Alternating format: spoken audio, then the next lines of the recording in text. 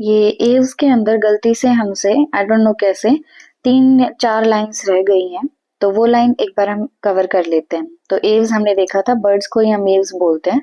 अब एक बात एनसीईआरटी ने बताई है कि जो स्किन होती है एव्स के अंदर, राइट, एव्स में जो स्किन होती है वो ड्राई होती है और उस पे कोई भी ग्लैंड्स प्रेजेंट नहीं होते। ठीक है, तो ध्यान हमें क्या रखना है कि एव्स की स्किन यानी जो बर्ड्स की स्किन होती है वो ड्राई होती है, सूखी होती है और उनकी स्किन पे कोई भी ग्लैंड प्रेजेंट नहीं होता, राइट। लेकिन एक एक्सेप्शन है इस चीज का कि जो बर्ड्स होते हैं ना उनकी टेल के बेस में ऑयल ग्लैंड प्रेजेंट होते हैं। ठीक है, तो वैसे तो बर्ड्स की स्किन ड्राई होती है, उस पे कोई भी ग्लैंड प्रेजेंट नहीं होते, पर बर्ड्स की टेल के बेस में ऑयल ग्लैंड होंगे। तो ऑयल ग्लैंड की लोकेशन पूछ सकता है बर्ड्स में at the base of the tell.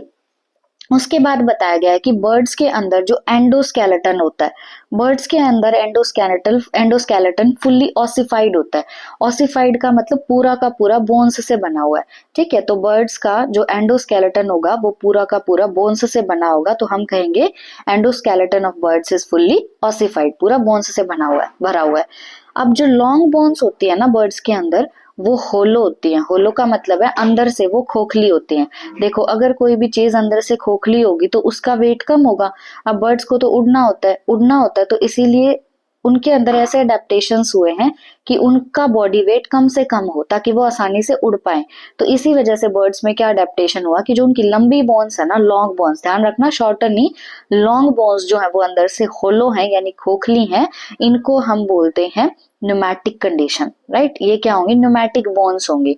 तो बर्ड्स में लॉन्ग बोन्स जो होती है वो न्यूमैटिक होती है यानी अंदर से होलो होती हैं और वो एयर कैविटीज से भरी होती है, मतलब उनमें क्या होंगी? एयर कैविटीज होंगी। ठीक है, अब उसके बाद एक और इम्पोर्टेंट बात है कि जो बर्ड्स के, अच्छा ध्यान रखना, बर्ड्स का एंडोस्केलेटन फुल्ली ऑसिफाइड, पूरा का पूरा बोन्स से बना हुआ है, भरा हुआ है। लॉन्ग बोन्स जो होंगे वो न्यूमैटिक होंगे, मतलब अंदर एयर कैविटीज होगी, होलो होंगी वो। अब जो डाइजेस्टिव ट्रैक्ट होती है ना बर्ड्स के अंदर, उसमें एडिशनल चैम्बर होंगे। जैसे हमारी डाइजेस्टिव ट्रैक्ट है ना, उसमें क्या हमारे पास फेरिंग्स वगैरह ये सब प्रेजेंट है। अब इनकी जो डाइजेस्टिव ट्रैक्ट होती है बर्ड्स की, उसमें 2 और चैम्बर प्रेजेंट है एडिशनल।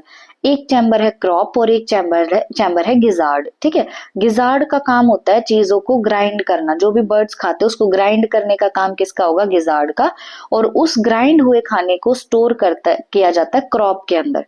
ठीक है, तो बर्ड्स में 2 और एडिशनल चैम्बर है डाइजेस्टिव ट्रैक्ट में, एक तो गिजार्ड है और एक क्रॉप है, वेरी इंपॉर्टेंट। ठीक है, तो 3 पॉइंट मैंने आपको बताए। स्किन ड्राई होती है, कोई ग्लैंड नहीं होते, पर टेल जो होगी उसके बेस में ऑयल ग्लैंड्स होंगे।